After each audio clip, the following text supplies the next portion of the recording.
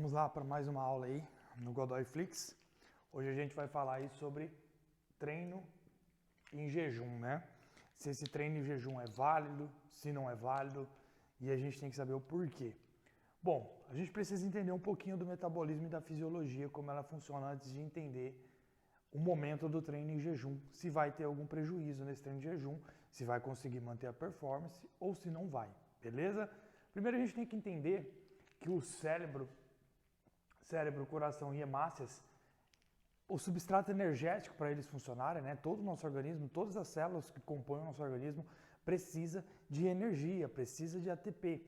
E esses três carinhas aqui, cérebro, coração e hemácias, eles utilizam a glicose como principal substrato energético para os seus processos do dia a dia. Então a gente precisa dessa glicose fornecida para eles. A gente tem uma média de demanda energética desses órgãos aqui, desse trabalho celular, mais ou menos nessa média. 10 a 20% da taxa metabólica basal do dia é direcionada para a necessidade energética do cérebro. Isso representa cerca de 120 gramas de glicose por dia, 120 gramas de glicose por dia para o cérebro, tá? O coração fica cerca de 10% da taxa metabólica basal, o que vai representar cerca de 60 gramas por dia. As hemácias utilizam 5% da taxa metabólica basal, o que vai ser basicamente 30 gramas por dia.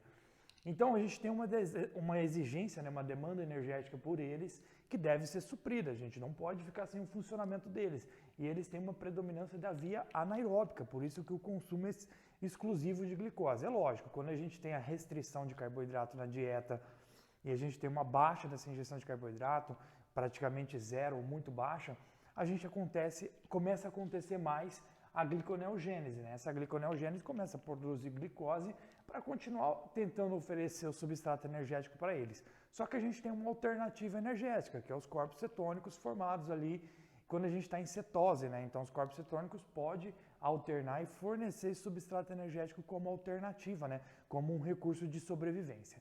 Mas basicamente essa é a demanda energética. Normalmente um indivíduo comum tem uma média, um homem comum aí tem uma média de cerca de 1.600 até 2.000 calorias da taxa metabólica basal.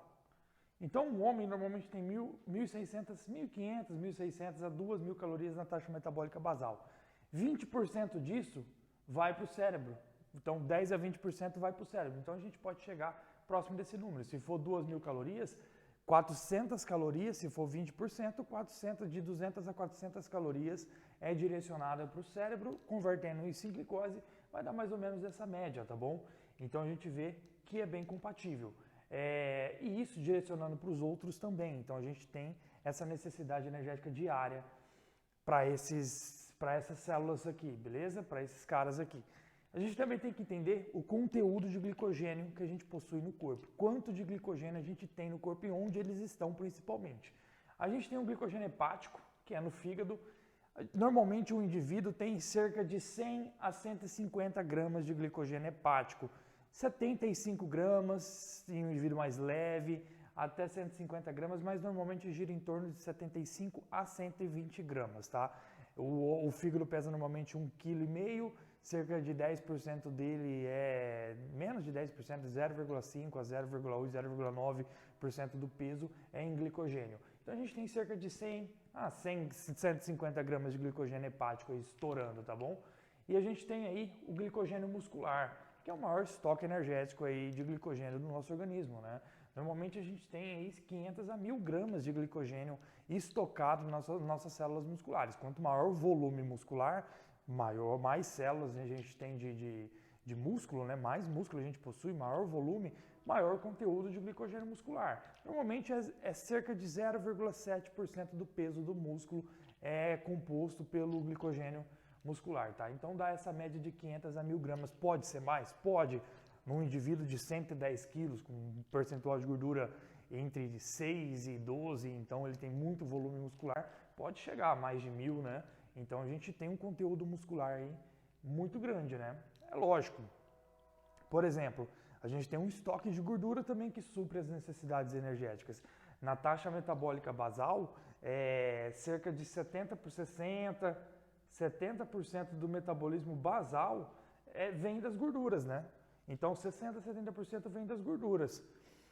Então a gente tem uma demanda em repouso muito alta da gordura, porque a gente não tem grande exigência deles. Em repouso, normalmente o glicogênio hepático ele está ali para suprir a glicemia, a necessidade energética de algumas células, então ele mantém constante a glicemia ali. Só que se a gente fazer um jejum de 18 horas, em média 16, 18 horas de jejum, a gente tem um esgotamento desse glicogênio hepático. E o que acontece nessa situação? Nessa situação de esgotamento de glicogênio hepático, o glicogênio muscular ele não vai cooperar com a glicemia, porque ele não tem uma enzima que converte esse glicogênio em glicose sanguínea, ele não tem a glicose 6-fosfatase, então ele não consegue converter esse glicogênio em glicose na corrente sanguínea, então a gente fica dependente desse glicogênio hepático. Então quando a gente faz o jejum, quando a gente dorme, a gente tem uma depressão desse glicogênio hepático para suprir principalmente essas demandas energéticas aqui. E o que acontece nesse jejum? Por exemplo, quando a gente dorme ou quando o indivíduo faz a dieta com jejum intermitente, a gente tem um trabalho fisiológico aqui para regular essa depressão desse glicogênio hepático, tá? Conforme o glicogênio hepático vai sendo depletado em jejum enquanto a gente dorme, seja lá se o cara dorme 6, 8 horas, 10, 12 horas, enfim, quanto ele dorme ou quanto tempo ele fica em jejum, né? Da última refeição até o seu treino de manhã, a gente tem um aumento da gliconeogênese. O que é essa gliconeogênese? Essa gliconeogênese vai pegar o glicerol. Esse glicerol, da onde esse glicerol vem? Esse glicerol, ele vem lá do tecido adiposo. Quando a gordura é quebrada, ela é quebrada em ácido gráfico e glicerol. O glicerol é direcionado para o fígado e o fígado pega esse glicerol e converte em glicose pela gliconeogênese. Aonde mais a gente encontra substrato para essa gliconeogênese? O músculo. O músculo fornece aminoácidos também, aminoácidos que vão contribuir e vão fornecer glicose através da gliconeogênese, convertendo esses aminoácidos em glicose sanguínea para manter a glicemia constante e ofertar essa demanda energética, tá bom? A gente também tem a contribuição do lactato. Da onde pode vir esse lactato? O lactato pode vir do seu treino, do último treino que você fez, ainda está no processo de recuperação desse lactato. Esse lactato pode vir dessa via anaeróbica das hemácias. As hemácias é exclusivamente anaeróbica, então ela vai pegar essa glicose e vai fazer o metabolismo anaeróbico, vai sobrar lactato, esse lactato vai para a corrente sanguínea, posteriormente ele vai para o fígado e no fígado ele é convertido em glicose pela gliconeogênese. Então, quando a gente está em jejum, a gente, conforme vai depletando esses estoques de glicogênio hepático, a gente vai aumentando o trabalho da gliconeogênese, convertendo glicerol, aminoácidos e também o lactato em glicose, suprindo a necessidade, tá bom? Então a gente não vai ficar sem glicose na corrente sanguínea, porque se ficar a gente morre. Se tiver uma hipoglicemia, a pessoa pode entrar em coma, pode desligar. Então a gente tem que ficar atento a isso. Mas não se preocupe também. Fazer jejum ou treinar em jejum vai catabolizar músculo?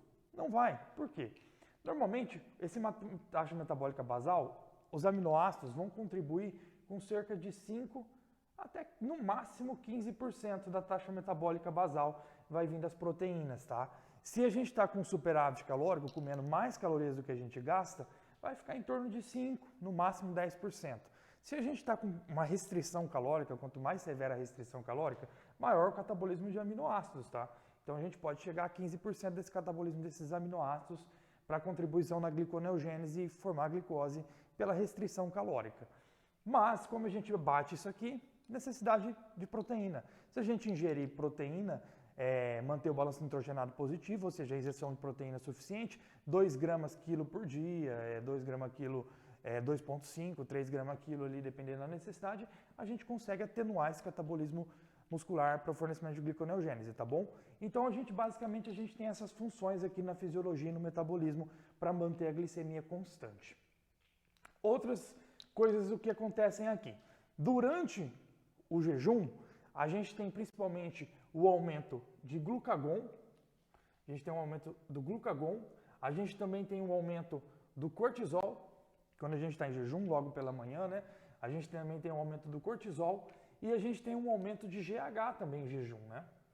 Quando a gente está em jejum, a gente também tem um aumento do GH. Então, esses são os 3 principais hormônios ali quando a gente está em jejum, né? Quando a gente faz o jejum de 6, 8, 10 horas, quando está dormindo, a gente tem a ação desse GH, cortisol, glucagon, né? E vocês podem ver que cada um deles fornece uma etapa metabólica. Olha como acontece, conforme você dorme. Pô, dormi, tô lá, dormi 8 horas seguidas e quero treinar em jejum. Nesse processo em jejum, a gente teve um aumento do GH, teve um aumento do cortisol e do glucagon. E o que eles fazem são responsáveis pela gliconeogênese e aqui a gente tem uma diminuição da insulina. Quando a gente está em jejum, a gente tem uma diminuição da insulina, o que favorece o aumento desse glucagon para gliconeogênese. A insulina fica inibida porque não tem nenhuma subida de glicemia, não tem nenhuma ingestão calórica, então ela fica ali bem baixa e a gente tem um aumento desses hormônios em jejum que vão contribuir para o metabolismo basal para fornecer a demanda do substrato energético, tá? Quando a gente treina, aí a gente vai começar a treinar. Vamos supor que o cara acorda, vai lá, toma um café, toma uma água e começa a treinar. Quando ele treina, a gente tem um aumento das catecolaminas, que é principalmente adrenalina e noradrenalina. E essas catecolaminas vão potencializar o metabolismo energético. Como que eles vão fazer isso? Essa catecolamina, juntamente com o glucagon, vai aumentar a glicogenólise, que é a quebra do glicogênio, para fornecer energia para a contração muscular. E da onde vem esse glicogênio? Glicogênio muscular. Esse glicogênio muscular, ele é exclusivamente para o trabalho muscular, tá bom? Então esse glicogênio muscular, ele só é usado para contração muscular. Por exemplo, eu estou aqui andando para lá e para cá, rabiscando a lousa, e eu estou usando o músculo. Então eu tenho um trabalho desse glicogênio muscular, é pouco, porque não tem nenhuma exigência grande, não é um peso pesado, não é algo que exige muito de mim. Então a contribuição nesse momento do glicogênio muscular para mim é mínima, só para me manter aqui essa constância aqui de trabalho, de escrever. E quando a gente está no treinamento, a necessidade, a demanda sobe. Por quê? A gente está saindo da zona de conforto, a gente está saindo da taxa metabólica basal para um gasto energético de exercício.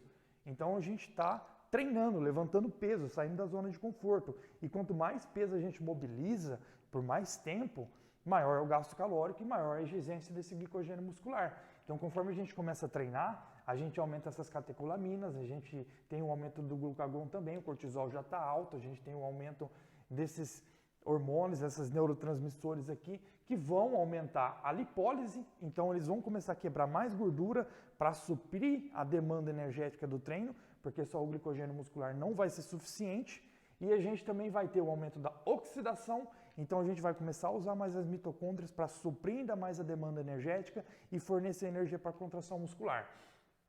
Também vai aumentar a glicogenólise, como eu falei, a quebra do glicogênio para formar energia ali no músculo, para produzir energia, formar glicose, produzir energia ali na célula muscular para produzir energia, tá bom? Então a gente tem vários fatores metabólicos, a gente também pode ter um aumento desse T3 durante o exercício para potencializar ainda mais a oxidação, tá? Então a gente tem a contribuição de todos esses hormônios aqui assim que a gente inicia o treinamento em jejum. Quando a gente está em jejum, quando a gente está em jejum tem o aumento do GH, cortisol e glucagon.